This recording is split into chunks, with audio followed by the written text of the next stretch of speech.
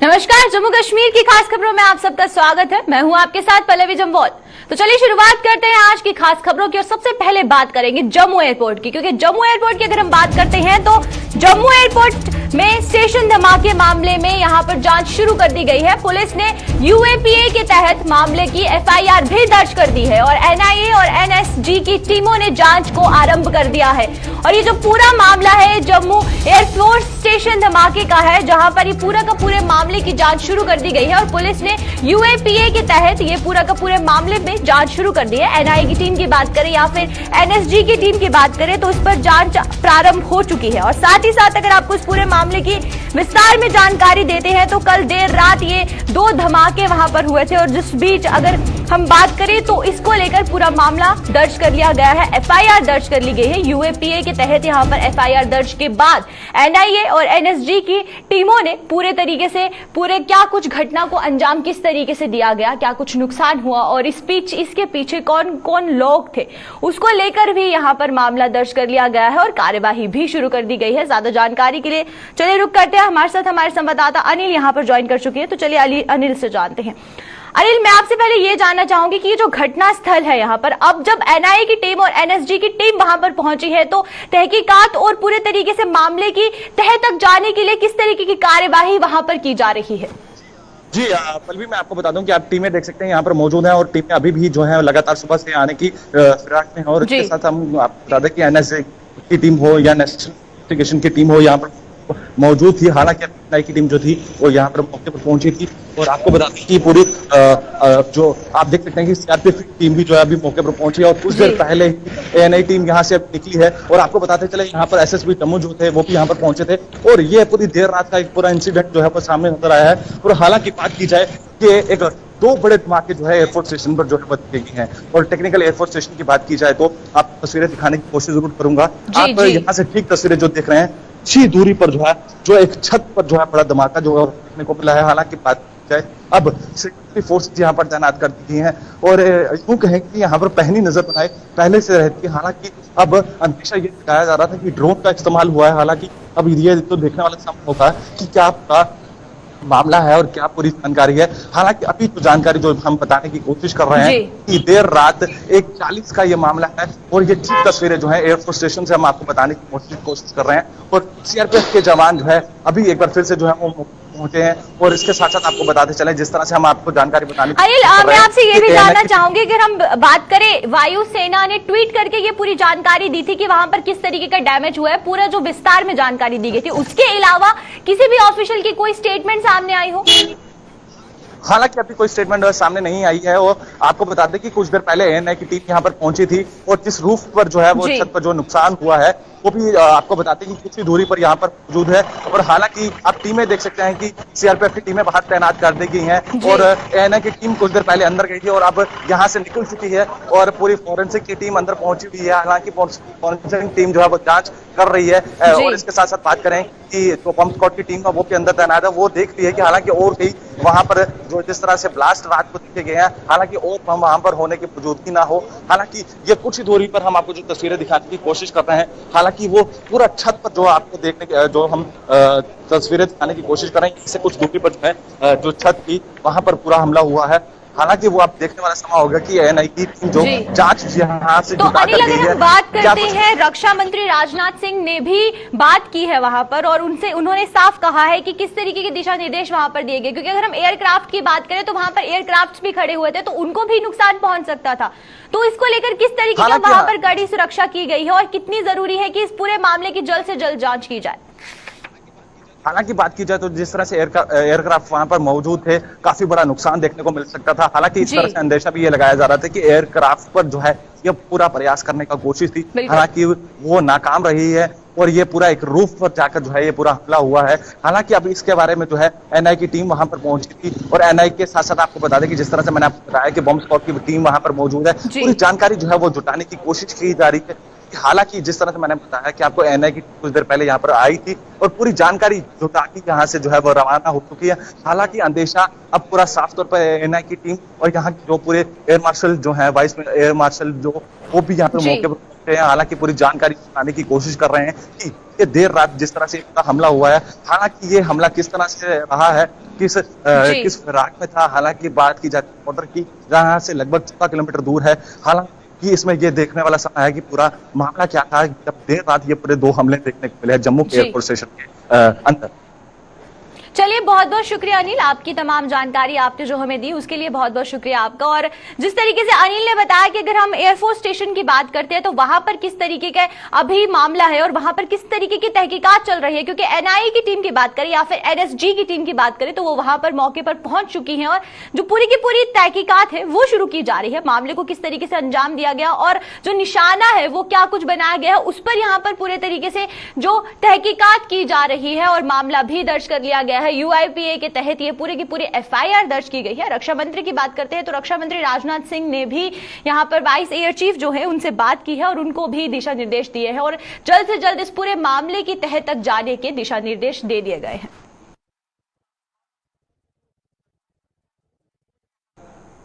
तो चलिए अब रुक करते हैं अगली खबर की और बात करते हैं जम्मू कश्मीर पुलिस की, क्योंकि जम्मू कश्मीर पुलिस की बात करें तो एक बार फिर जम्मू कश्मीर पुलिस ने अपनी काबिलियत यहां पर दिखाई है। और साथ ही साथ अगर बात करते हैं तो जम्मू कश्मीर पुलिस ने यहां पर नरवाल इलाके से संदिग्धों को गिरफ्तार किया है और उसके साथ ही अगर बात करें कि संदिग्धों में 5 किलोग्राम आईडी भी बरामद की गई है। और ये पूरा जो मामला है ये हम आपको नरवाल का बता रहे हैं। नरवाल इलाके से संदिग्ध गिरफ्तार किए गए। पुलिस ने एक बड़ी साजिश को फिर नाकाम करते हुए यहाँ पर आईडी बरामद की है और आईडी की अगर बात करें तो 5 किलोग्राम आईडी बरामद की गई है। और नरवाल इलाके से, क्योंकि नरवाल इलाका जो है वो पॉश एरिया है, वहां पर लोगों के, अगर हम नरवाल सब्जी मंडी की बात करें वहां पर लोगों का आना जाना बना रहता है और उस बीच आईडी वहां से बरामद करना एक बहुत बड़ी कामयाबी यहाँ पर जम्मू कश्मीर पुलिस को लेकर है। और जम्मू कश्मीर पुलिस ने एक बार फिर जो है अपनी काबिलियत यहाँ पर दिखाई है। और सबसे बड़ी बात यह है कि जिस तरीके की चौक चबंद यहाँ पर की गई है बहुत जरूरी भी है, क्योंकि जहां पर एक तरफ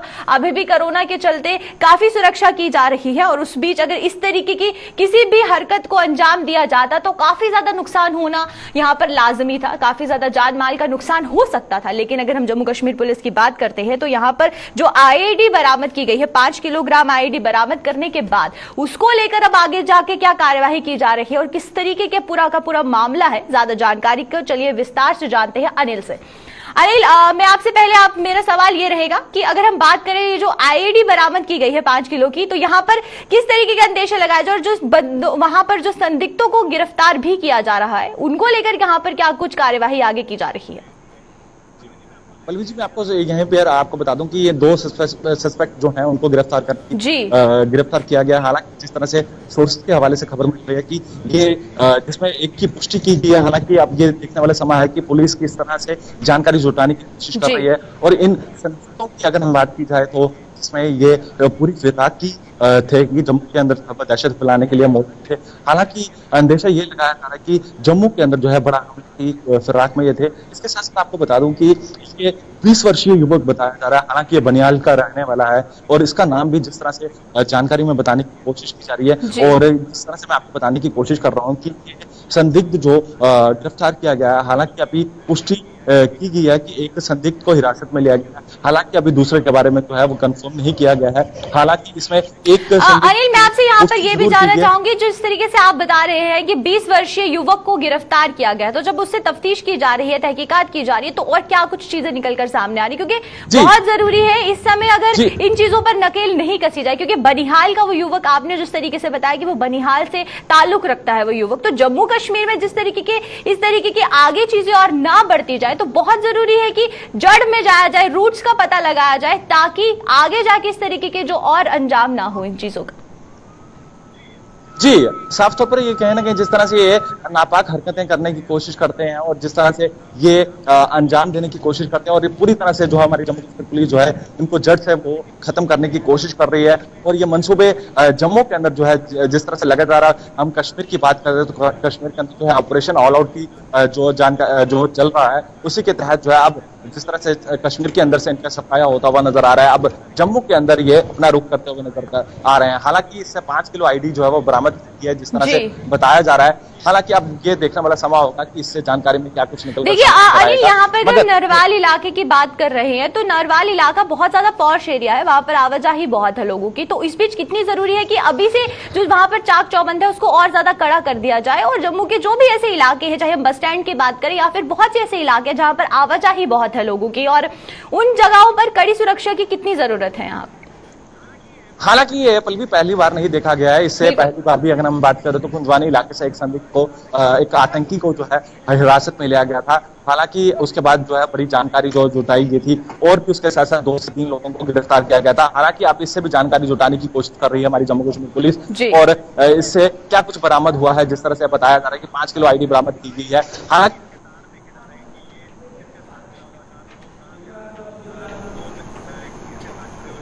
पूरी जानने की कोशिश की जा रही है, और क्या जम्मू कश्मीर पुलिस इसके बारे में जानकारी और देती है, वो भी जानकारी जो है आप तक पहुंचाने की जरूर कोशिश की जाए। तो अगर हम ऑफिशियल्स की बात करते हैं तो अनिल, क्या ऑफिशियल्स की तरफ से कोई स्टेटमेंट आया हो और ज्यादा जानकारी जो उनकी तरफ से मिलने को मिली हो? क्योंकि विस्तार में इस पूरी घटना की बात करें तो ये हमें ऑफिशियल्स ही बता सकते हैं कि ये जो घटना है ये किस तरीके से इसको अंजाम दिया जा रहा था और किस बड़ी फिराक में थे ये दोनों आरोपी जिनको पकड़ा गया है। हालांकि वही मैं भी आपको बताने की कोशिश कर रहा हूँ कि ऑफिशियली अभी किसी भी तरह से कोई भी पुष्टि नहीं की गई है। हालांकि ये टॉप सोर्सेज के मुताबिक ही बताया गया कि 2 संदिग्धों को हिरासत में लिया गया है। उसमें एक ही बताया जा रहा है कि एक जो 20 वर्षीय युवक है उसको हिरासत में लिया गया है, और कहीं ना कहीं अगर आज देखा जाए तो 2 बड़े हमले, जो एक जम्मू एयरपोर्ट स्टेशन की बात की जाए और दूसरा देर कल शाम की जिसमें 2 संदिग्धों को हिरासत में लेने की बात की जा रही है। हालांकि इसके बारे में अभी कोई भी पुष्टि नहीं की गई है, ना जम्मू कश्मीर पुलिस की बात की जाए, और यहाँ की अगर एयरफोर्स की बात की जाए तो एयरफोर्स से जो जानकारी हमें मिल रही है वो भी हम जानकारी जो है हम आपको बताने की कोशिश कर रहे हैं। हालांकि जम्मू कश्मीर पुलिस जो है एसएसपी जम्मू यहाँ पर पहुंचे थे और मीडिया कर्मी से उन्होंने अभी बात नहीं की है। हालांकि देखने वाला समय होगा, कुछ देर में अगर प्रेस कॉन्फ्रेंस करते हैं तो उसमें क्या कुछ क्लियर होता है वो भी जानकारी जरूर हम आप तक पहुंचाने की कोशिश करेंगे। मगर ये इसमें देखने वाला समय ये है कि जम्मू के अंदर कल से बात की जाए तो कल से ही जो जम्मू को हाई अलर्ट पे ही रखा गया था। 24 तारीख के बाद से ही अगर हम बात करें तो हाई अलर्ट पे था जम्मू। और वहीं पर अब ये देखने वाली बात है कि इन 2 मामलों के जहाँ एयरफोर्स स्टेशन की बात की जाए और संदिग्धों की बात की जाए तो कठुआ इलाके में कल इस तरह से जो है सर्च ऑपरेशन जारी था। वो भी देखा जा रहा है कि कठुआ इलाके से जिस तरह से एक महिला ने जानकारी दी थी कि 2 संदिग्ध जो है यहाँ पर देखे गए हैं। अब ये देखने वाला समय होगा कि वो संदिग्ध जो कठुआ इलाके में देखे गए थे ये वही संदिग्ध है या कौन संदिग्ध है, इसके बारे में जानकारी जो है वो हमारी जम्मू कश्मीर पुलिस ही स्पष्ट कर पाएगी। चलिए, बहुत बहुत शुक्रिया अनिल आपका हमारे इस खबर पर जुड़ने के लिए, और जिस तरीके से आपने पूरी जानकारी दी और विस्तार में इस पूरी घटना के बारे में बताया, बहुत बहुत शुक्रिया आपका। तो जिस तरीके से अनिल ने बताया कि अभी पूरी घटना की तफ्तीश जारी है और जो संदिग्ध यहाँ पकड़े गए हैं उनसे भी पूछताछ जारी है। अब आगे निकलकर क्या कुछ आता है, क्या कुछ नई अपडेट्स आते हैं और ऑफिशियल्स की तरफ से क्या कुछ स्टेटमेंट्स आती है वो देखना बहुत जरूरी होगा। तो चलिए अब रुक करते हैं लद्दाख की तरफ और लद्दाख के बारे में जानते हैं, क्योंकि लद्दाख की अगर बात करें तो रक्षा मंत्री की अगर बात करते हैं तो रक्षा मंत्री अब 3 दिवसीय दौरे पर लेह पहुंच चुके हैं और एलएसी पर तैयारियों का रक्षा मंत्री अब जायजा लेने वहां पर पहुंचे हैं और उसको लेकर क्या कुछ अपडेट्स आएंगी उसके बारे में भी आपको बताएंगे। क्योंकि अगर लेह की बात करें तो रक्षा मंत्री ने अब लेह का दौरा किया है और वहां पर एलएसी पर किस तरीके की तैयारियां चल रही है उसका जायजा लिया है। और 3 दिवसीय दौरे पर रक्षा मंत्री राजनाथ सिंह जो है वो लेह का दौरा कर रहे हैं और रक्षा मंत्री ने लेह में सेना के दिग्गजों से भी मुलाकात की है। और ये जो पूरा का पूरा हमने आपको बताया, क्योंकि एलएसी पे जिस तरीके का तनाव हमें कुछ दिनों पहले देखने को मिल रहा था, उस बीच बहुत जरूरी है कि सुरक्षा को लेकर वहां पर किस तरीके के इंतजाम है, किस तरीके की तैयारियां वहां की जा रही है, जो सेना वहां पर तैनात है उनको किस तरीके की दिक्कतें आ रही है उसका जायजा लेना बहुत जरूरी है। और अब रक्षा मंत्री खुद लेह की तरफ रुख करते हुए नजर आ रहे हैं और 3 दिवसीय दौरे पर वो वहां पर जा रहे हैं जहां पर एलएसी में किस तरीके की तैयारियां की जाएंगी, किस तरीके का वहां पर जायजा लेंगे और क्या कुछ दिशा निर्देश देंगे, ये देखना भी बहुत ज्यादा जरूरी होगा। क्योंकि एलएसी की अगर बात करते हैं तो एलएसी पे हमें इस तरीके की गतिविधियां देखने को मिलती रहती हैं, तनाव जो है वो देखने को मिलता रहता है। और इस बीच अगर रक्षा मंत्री लेह का दौरा करते हैं और 3 दिवसीय दौरे के दौरान वो किस तरीके की तैयारियां वहां पर की जाती हैं, किस तरीके का जायजा किया जाता है, सुरक्षा में किस तरीके के बदलाव किए जाते हैं और क्या कुछ नई चीजें वहां पर आएंगी, किस तरीके की नई सुरक्षा वहां पर दी जाएगी और किस तरीके के बदलाव किए जाएंगे, ये देखना बहुत ही ज्यादा जरूरी है। हालांकि अगर आप विजुअल्स में भी देख सकते हैं कि जब एलएसी का दौरा यहाँ पर किया जा रहा है राजनाथ सिंह द्वारा। और राजनाथ सिंह की अगर बात करते हैं तो रक्षा मंत्री बनने के बाद बहुत सी ऐसी चीजें हैं, बहुत सी ऐसे जम्मू कश्मीर को हाईलाइट पर रखा गया, लद्दाख को हाईलाइट पर रखा गया, और सबसे ज्यादा बात यहाँ पर जरूरी ये है कि जम्मू कश्मीर के साथ साथ लद्दाख पर भी पूरी चौकसी यहाँ पर केंद्र सरकार दिखाती हुई नजर आ रही है। और सबसे बड़ी बात यह है कि निर्देशों की अगर बात करते हैं, अगर हम यहाँ पर सुरक्षा के हवाले से भी बात करें तो बहुत जरूरी है कि सुरक्षा को लेकर भी यहाँ पर इंतजाम किए जाए। और वही हमें देखने को भी मिल रहा है कि लेह में 3 दिवसीय दौरे पर राज्य मंत्री जो रक्षा मंत्री हैं वो पहुंच चुके हैं। और अब LAC पे किस तरीके की तैयारियां होंगी, किस तरीके के दिशा निर्देश दिए जाएंगे। और सेना की अगर वहां पर बात करते हैं तो जो सेना है वो वहां पर पूरे तरीके से मुस्तैद रहती है और पूरी कोशिश करती है कि जो तनाव की स्थिति वहां बनी रही है उससे लोगों को किसी तरीके का कोई दिक्कत ना हो। और उस बीच अगर रक्षा मंत्री वहां पर जा रहे हैं, वहां पर दिशा निर्देश देंगे और किस तरीके की अब क्या कुछ चीजें नई सामने आएंगी ये देखना बहुत ही ज्यादा जरूरी होगा। और सबकी निगाहें अब इसी 3 दिवसीय दौरे पर टिकी हुई हैं कि अब ये जो 3 दिवसीय का दौरा लेह की तरफ किया जा रहा है उस पर चीजें क्या कुछ निकलकर सामने आती हैं वो देखना बहुत ज्यादा जरूरी रहेगा। और देखिए अगर हम बात करें लेह की तो राजनाथ सिंह हम लेह पहुंच चुके हैं और 3 दिवसीय दौरे की तरफ वहां पर जा रहे हैं। ज्यादा जानकारी क्या है और क्या कुछ अटकलें लगाई जा रही है कि किस तरीके के बदलाव LAC पे किए जा सकते हैं, किस तरीके के वहां पर जायजा लिया जा रहा है। और रक्षा मंत्री वहां पर स्वयं पहुंचे हैं तो किस तरीके के अगर हम सुरक्षा की बात करते हैं तो वहां पर उसको लेकर क्या कुछ बदलाव किए जाएंगे। तो चलिए रुक करते हैं इशाक की तरफ। इशाक हमारे साथ जुड़ चुके हैं लेह से, तो चलिए इशाक से जानते हैं। इशाक, मेरा पहला सवाल ये रहेगा कि हम LAC की अगर बात करते हैं तो वहां पर काफी ज्यादा तनाव हमें देखने को मिलता था और उस बीच अगर रक्षा मंत्री का दौरा यहां पर किया जा रहा है तो क्या कुछ अटकलें लगाई जा रही है कि किस तरीके के बदलाव जो है वो सुरक्षा में किए जा सकते हैं। जी आपको बता दें, इस तरह से डिफेंस मिनिस्टर राजनाथ सिंह आज लेह का दौरा कर रहे हैं और राजनाथ सिंह का जो दौरा है वो कई मानों से काफी अहम है। एक तो डिफेंस मिनिस्टर अभी रिसेंटली लेह पहुंचे हैं और वहां पे जिस तरह से जो वीडियो सामने आया हमारे जो सेना के साथ भारत माता की जय जैसे नारे वहां पे बुलंद करते हुए वीडियो सामने आया। और अभी बताया जा रहा है कि डिफेंस मिनिस्टर का 3 दिन का दौरा रहेगा और 3 दिन में एक तो जो हमारे आर्मी पर्सनल्स के साथ मुलाकात करेंगे और साथ ही साथ जिस तरह से बॉर्डर रोड ऑर्गेनाइजेशन की जानिब से बहुत सारे एक्टिविटीज, खासकर बहुत सारे ब्रिज जो है वो बनाए जा रहे हैं और बहुत सारे डेवलपमेंटल एक्टिविटीज किए जा रहे हैं, वहां पे इनॉग्रल कुछ फंक्शन में भी रक्षा मंत्री मौजूद रहेंगे। और इससे एक चीज ये है कि इस तरह की इनॉग्रल फंक्शन में, खासकर इस फंक्शन में जब राजनाथ सिंह वहां पे पार्टिसिपेट करते हैं तो वहां से एक मैसेज आता है कि अभी जो कनेक्टिविटी के लिहाज से ईस्टर्न लद्दाख में खासकर बॉर्डर रोड ऑपरेशन की जानिब से जो रोल है वो एक बहुत बड़ा रोल है, जिससे हमारे जो सेना को बहुत बड़ा फायदा जो है मिलता है। और यकीनन जिस तरह से मजबूती के साथ हमारी सेना हर वक्त दिन रात मेहनत करके हमारी सुरक्षा करते हैं सरहदों पर बैठ के, और उसके लिए भी हौसला अफजाई होता है। और साथ साथ अभी ये खबर मिल रही है कि एक्स सर्विसमैन से भी मुलाकात कर सकते हैं राजनाथ सिंह की देर के बाद। जो एक्स सर्विसमैन हैं उनसे मुलाकात कर सकते हैं। और साथ ही साथ बताया ये भी जा रहा है कि इस तरह की खबरें ये भी आ रही है कि जो लोकल लीडर्स हैं उनसे भी मुलाकात करने की इम्कानात है, हालांकि कंफर्मेशन नहीं है। तो फिलहाल राजनाथ सिंह ने लेह में इस वक्त पहुंचा है, वहां पे एड्रेस भी किया है और एड्रेस करते हुए बताया है कि जिस तरह से मोदी सरकार ने कमिटमेंट किया था हमारे वेटरन आर्मी पर्सनल्स को कि 1 रैंक 1 पेंशन का, उस हवाले से भी जो है उस कमिटमेंट के हवाले से भी उनको जानकारी दिया। तो जिस तरीके से इशाक आप बता रहे हैं कि वहां पर अलग अलग तरीके के जो डेवलपमेंट प्रोग्राम्स है वो चलाए जा रहे हैं, उसका भी इनॉग्रल करने के लिए जो डिफेंस मिनिस्टर है वो वहां पर पहुंचे। लेकिन अगर हम बात करें तो वहां पर सुरक्षा को लेकर किस तरीके की तब्दीली हो सकती है, क्योंकि बहुत जरूरी है LAC में जिस तरीके का तनाव बना रहता है, इस तरीके की गतिविधियां हमें देखने को मिलती है। तो उस बीच अगर डिफेंस मिनिस्टर खुद वहां पर जायजा लेने के लिए पहुंच रहे हैं तो क्या कुछ अटकलें लगाई जा रही है कि किस तरीके के बदलाव वहां पर हो सकते हैं। आपको बताते हैं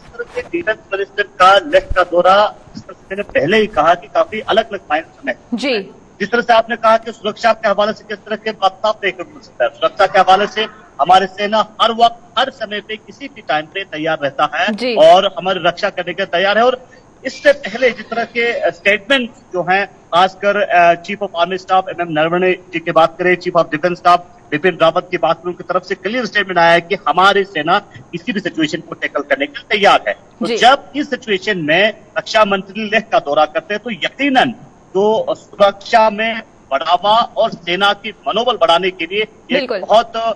बड़ा जो है कदम मिल सकता। तो वहीं इशाक, अगर हम 3 दिवसीय दौरे की बात करें, अब ये जो 3 दिवसीय दौरा लेह का किया जा रहा है, रक्षा मंत्री खुद आए हैं इस दौरे के लिए, तो कितना ज्यादा अहमियत यहाँ पर रहेगी और लेह पर कितना ज्यादा फोकस जो है वो सेंट्रल गवर्नमेंट दिखाती हुई नजर आ रही है यहाँ पर?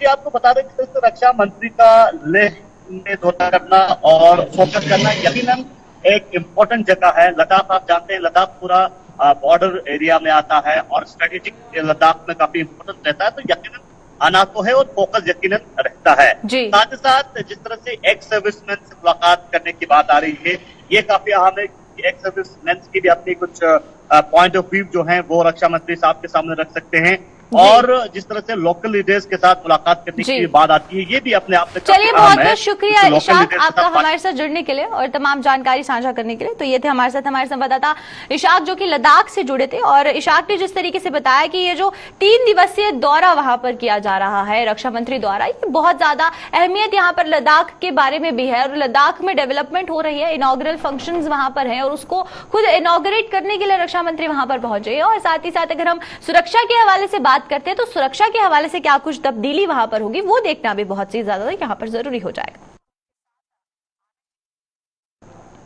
तो चलिए अब रुक करते हैं कश्मीर की तरफ और घाटी की तरफ रुक करते हैं। तो बात करेंगे पीडीपी की, क्योंकि पीडीपी अध्यक्ष की बात करें महबूबा मुफ्ती आज दिल्ली से घाटी पहुंच रही हैं और साथ ही साथ सर्वदलीय बैठक के बाद पार्टी की रणनीति पर भी यहां पर खुलासा किया जाएगा और जम्मू कश्मीर में सियासी गतिविधियां आने वाले दिनों में तेज हो सकती हैं, क्योंकि सर्वदलीय बैठक के बाद जम्मू कश्मीर की जो सियासत है वो काफी ज्यादा गर्माती हुई यहां पर नजर आ रही है। और इसी को चलते अगर पीडीपी अध्यक्ष महबूबा मुफ्ती की बात करते हैं तो अब वो आज दिल्ली से घाटी पहुंच रही हैं। अब देखना यह होगा कि सर्वदलीय बैठक के बाद अब क्या कुछ तब्दीली यहां पर पीडीपी के जो रणनीति है उसमें आएगी और क्या कुछ खुलासा यहां पर सर्वदलीय बैठक को लेकर किया जाएगा। क्योंकि अगर बात करें हम 24 तारीख की, तो 24 तारीख का यहां पर जम्मू कश्मीर को बेसब्री से इंतजार था, क्योंकि सब नेताओं को वहां बुलाया गया था और अब उस बीच महबूबा मुफ्ती वापस घाटी पहुंच रही हैं। तो पीडीपी अध्यक्ष महबूबा मुफ्ती द्वारा क्या कुछ खुलासे सर्वदलीय बैठक के किए जाते हैं वो देखना यहां पर जरूरी होगा। तो चलिए ज्यादा जानकारी के लिए रुक करते हैं हमारे साथी तजम्मुल यहां पर ज्वाइन कर चुके हैं, तो तजम्मुल से जानते हैं। तजम्मुल, पहले मैं आपसे ये जानना चाहूंगी कि हम सर्वदलीय बैठक की बात करते हैं तो जहां पर कश्मीर के नेता सर्वदलीय बैठक पे गए थे तो उस बीच बहुत जरूरी था कि हमें बहुत अलग अलग स्टेटमेंट्स सुनने को मिली हैं, गुलाम नबी आजाद ने भी स्टेटमेंट्स दी और उस बीच अगर पीडीपी अध्यक्ष महबूबा मुफ्ती घाटी आ रही है तो क्या कुछ अटकलें लगाई जा रही है कि पीडीपी की जो रणनीति है उसमें क्या कुछ तब्दीली हो सकती है? पल्लवी, जब जम्मू कश्मीर में मेन स्ट्रीम लीडरान की दिल्ली में मुलाकातों के बाद 2-3 दिनों का प्रोग्राम, उसके बाद कश्मीर घाटी वापस आना अपने आप में एक बहुत बड़ा खबर भी है और खुलासा भी कर सकते हैं। कश्मीर घाटी में जब डॉक्टर फारूक अब्दुल्ला वापस पहुंचे तो उनके तेवर वही थे जो पीएजी ने प्रोग्राम किया जी। अराइवल आज दोपहर के बाद किसी वक्त को श्रीनगर पहुंच सकती है, लेकिन किसी भी बड़े कार्यक्रम का कोई प्रोग्राम नहीं, अराइवल पर कोई प्रेस कॉन्फ्रेंस नहीं। कोई हो सकता है कि कुछ मामला हों जिसको लेकर वो आज कल में बात कर सकते हैं, लेकिन इस तरह का कोई प्रोग्राम जो नहीं है, क्योंकि अब्दुल्ला के आने के बाद सीधा उनके निवास पर प्रेस कॉन्फ्रेंस हुई थी। लेकिन आज अभी तक पीडीपी की तरफ से कोई इन्विटेशन का प्रोग्राम महबूबा मुफ्ती की अराइवल पर नहीं है। लेकिन दूसरी तरफ कल पार्टी के सीनियर नायब सदर और जो हालिया दिनों में कॉन्फिडेंस बिल्डिंग मेजर्स के तौर पर जिनकी रिहाई नसीब हुई, मोहम्मद सरताज मद्दी का कल पीपल्स डेमोक्रेटिक पार्टी के ऑफिस वाक़िया श्रीनगर कोलोजियम में इस्तेमाल किया जाएगा। हो सकता है कि वहां पर पार्टी की अध्यक्षा जो है महबूबा मुफ्ती पहुंच जाएंगी। इसी तरह से मकसद और बहुत सारे मामला हैं जिनको लेकर बातचीत हो सकती है, लेकिन सबसे बड़ी और अहम खबर जो इस वक्त डेवलप हो रही है, महबूबा मुफ्ती के रिटर्न के बाद नेशनल कॉन्फ्रेंस के साथ रिश्ते को और बेहतर किया जा सकता है। और अगर सियासी कमेंटेटर्स की माने तो आइंदा कुछ दिनों में डॉक्टर अब्दुल्ला की ख्वाहिश है कि नेशनल कॉन्फ्रेंस और पीपल्स डेमोक्रेटिक पार्टी तमाम जो भी मामला होंगे उन पर इकट्ठे वो बयानबाजी भी करें, इकट्ठे बैठें और जिसका शायद प्राइम मिनिस्टर को कोई परेशानी भी नहीं होगी। इसी बीच में आज पीपल्स डेमोक्रेटिक पार्टी के सदर की आमद के साथ ही कश्मीर घाटी में ये वो लीडर होंगे जो नई दिल्ली में लास्ट पे यहाँ वापस पहुंचे। मुजफ्फर हुसैन बेग गाजी पहुंच चुके हैं, सीनियर अब्दुल्ला जूनियर अब्दुल्ला पहुंच चुके हैं और उसके बाद CPIM के लीडर पहुंच चुके हैं। इस तरह से महबूबा मुफ्ती के वापस आने के बाद, क्योंकि डिफेंस मिनिस्टर अभी आप दिखा रहे थे कि उनका दौरा भी लद्दाख का शुरू हो चुका है, हो सकता है कि इसके बाद एक और दौरा होगा, गुलाम नबी आजाद कश्मीर पहुंच जाएंगे किसी के वक्त, यानी अगले हफ्ते में जो भी टूर होगा गुलाम नबी आजाद का वो जम्मू का नहीं होगा, कश्मीर का होगा। और जिसके बाद एतमाद साजी के तौर पर फुल फ्लैश स्टेट बनने के बाद क्या कुछ परेशानियां हों उसको रणनीति में डिस्कस किया जाएगा। और इसके बाद मुस्तफा हुसैन बेग ने चूंकि कल ही बताया कि वो किसी पार्टी को रिप्रेजेंट नहीं कर रहे थे, और उसके बाद अगले हफ्ते जो प्रोग्राम होगा हो सकता है कि वो जिस पार्टी के वो नजदीक हैं उसका फुल फ्लैजेड ज्वाइनिंग भी होगा और भी कुछ अहम शख्सियात उस पार्टी में शामिल हो सकते हैं। तो कुल मिलाकर धारा 370 की हटने के बाद जो सियासत कश्मीर में वो बहुत ज्यादा गर्म है, लेकिन बीजेपी और नेशनल कॉन्फ्रेंस इकट्ठा किस तरह से साथ चलेगा इस पर बहुत अहम लीडर जो है NC और CDP के इस वक्त काम कर रहे हैं। देखिए तो जमुल, जिस तरीके से आपने बात की 370 और 35A की, तो जब सर्वदलीय बैठक के लिए न्योता PDP अध्यक्ष को भेजा गया था तो उन्होंने साफ कहा था कि हम इन दोनों धाराओं के बारे में वहां पर बात करेंगे, और उसमें से एक बात की भी गई थी, जो 5 मांगे रखी गई थी उसमें से एक मांग ये थी कि 370 और 35A को फिर से बहाल किया जाए जम्मू कश्मीर में। तो क्या अब लगता है कि वापस घाटी आने के बाद कोई कॉन्ट्रोवर्शियल स्टेटमेंट महबूबा मुफ्ती द्वारा जारी की जाएगी? देखिए, सियासत में बहुत सारे इदारे हैं, बहुत सारे मीडिया हाउसेस हैं जो किसी खबर को अपने मिजाज के हिसाब से पेश करते हैं। जब PDP अध्यक्षा यहाँ से गई थी, जो PAGD का जो रोड मैप है उसमें तमाम लीडर ने कहा कि उमर अब्दुल्ला ने कल ही कहा जो हमारी बातें PM के साथ होम मिनिस्टर के साथ हुई वो PAGD के प्रोग्राम के बाहर नहीं थी। यानी ये PAGD का प्रोग्राम है। पॉलिटिकल आइडियोलॉजी अपनी अपनी पार्टियों की अपनी अपनी जगह है कि पाकिस्तान के साथ ताल्लुकात को बेहतर करना होगा। अटल बिहारी वाजपेयी, नरसिम्हा राव से लेकर मौजूदा प्राइम मिनिस्टर तक हमें पाकिस्तान के साथ माहौल को बेहतर करना होगा। वक्त आने पर बताया जा सकता है कि महबूबा मुफ्ती अपने उस स्टैंड को लेकर किस तरह से आगे बढ़ेगी और उससे PAGD की कितनी हिमायत उसमें हासिल होती है। लेकिन जो भी महबूबा मुफ्ती ने अंदर कहा, बाद में कल उमर अब्दुल्ला ने प्रेस वार्ता की, हालांकि उन्होंने उस मीटिंग में जो कि डॉक्टर अब्दुल्ला बोल रहे थे तो उमर अब्दुल्ला ने उसमें कोई बड़ी बात नहीं की। चलिए, बहुत बहुत शुक्रिया तजम्मुल आपका हमारे साथ जुड़ने के लिए और तमाम जानकारी साझा करने के लिए। तो ये थे हमारे साथी तजम्मुल जो कि कश्मीर से हमारे साथ जुड़े थे, और तजम्मुल ने जिस तरीके से बताया कि महबूबा मुफ्ती अब वापस घाटी लौट रही है, तो इस बीच कोई अभी तक कोई इस तरीके की बैठक की कोई जानकारी नहीं है, प्रेस कॉन्फ्रेंस की कोई जानकारी नहीं है। हालांकि अब देखना ये होगा कि महबूबा मुफ्ती के घाटी पहुंचने के बाद किस तरीके के स्टेटमेंट्स बाहर आती है, कौन से कंट्रोवर्शियल, क्योंकि अगर कंट्रोवर्शियल स्टेटमेंट्स की बात करें तो महबूबा मुफ्ती द्वारा कंट्रोवर्शियल स्टेटमेंट्स आए दिन दी जाती है। लेकिन उस बीच अगर हम बात करते हैं जहां पर उन्होंने सर्वदलीय बैठक के बाद साफ कहा था कि पाकिस्तान से बात करना बहुत जरूरी है अगर जम्मू कश्मीर में अमन और शांति चाहिए, तो अब देखना यह होगा कि इसके बाद और क्या कुछ स्टेटमेंट्स बाहर आती है। तो चलिए, आज की जम्मू कश्मीर की खास खबरों में सिर्फ इतना ही। मुझे और मेरी पूरी टीम को इजाजत दीजिए। नमस्कार।